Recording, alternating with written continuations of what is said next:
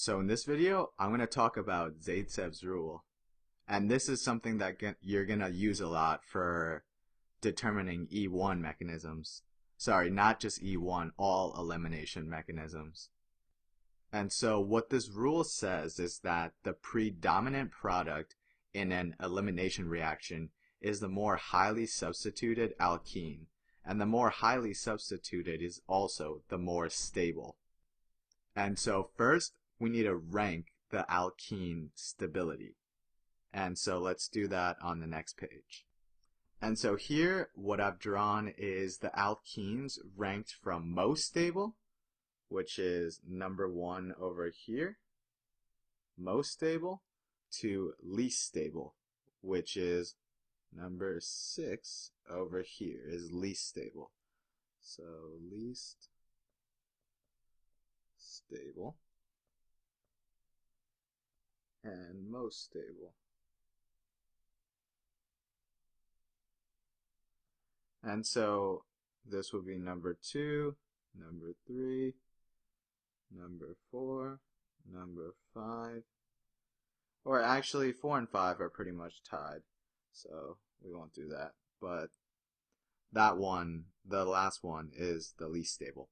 And so the first one, as you can see, there are 3 CH3s attached to it, and that's called a tetrasubstituted alkene. And so that would be the most stable. The second one is a trisubstituted alkene. Notice it has 1 hydrogen attached to it. And so that one would be the second most stable.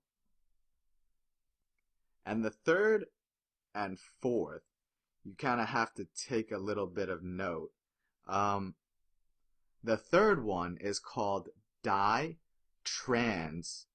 substituted. And so that's going to be more stable than the fourth or fifth one. And so the fourth and fifth one are pretty much tied. And so it's not really whether one is more stable than the other. And so you're pretty much not really going to have to determine between those two which one is more stable.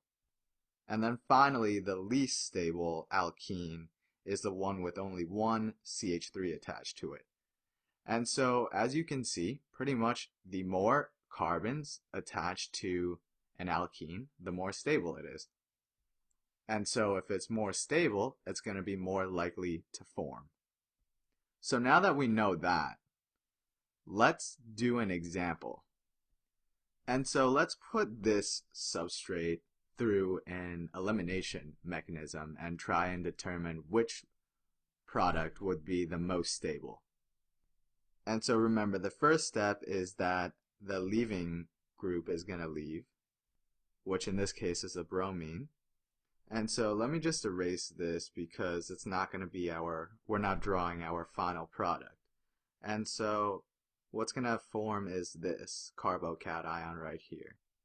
And so if you notice, I drew those hydrogens in different colors. So the 2 gold ones are the same because it's symmetrical on both sides, so it would be the same.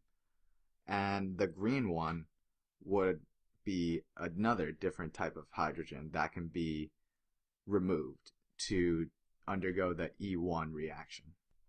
And I didn't want to draw all of them, but you obviously know that there's another hydrogen on each of those atoms that's missing, but I didn't draw it out. And so this tertiary carbocation, now essentially 2 things can occur. And so for the first one, let's just say that the CH3OH, that's going to act as the base and remove a hydrogen. And then let's say first we remove this golden one and form the double bond right here.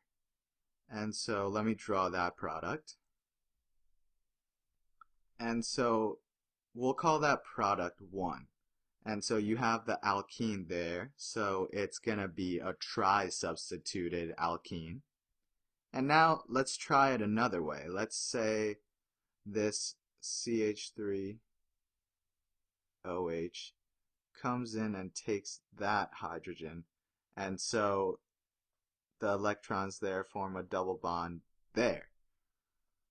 And so let's call that product number 2. And so there you see I've drawn product number 2. And now I'm just going to fill in the hydrogens so you could see it better.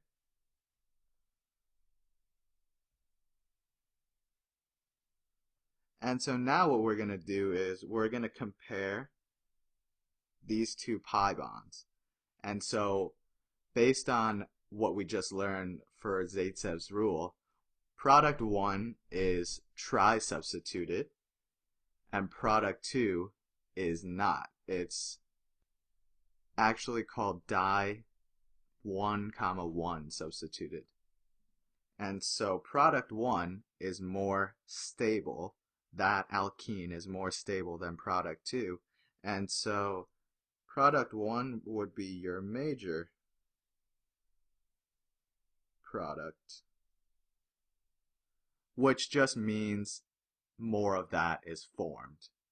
Because product 2 can also be formed, but product 1 is more stable and it's going to be the major product. And one thing to remember is that adding the CH3OH could have also produced an SN1 reaction, but if you add heat, heat favors elimination reactions. That's really important to remember. So in general, if you see a neutral nucleophile and heat added, think of elimination reactions. So heat favors elimination reactions. But anyway, that pretty much sums it up for this video. We talked about Zaitsev's rule and determined the alkene stability. If you don't remember it, just rewind the video a little bit. And so I hope this video helped you. If it did, please give it a like and share it with your friends.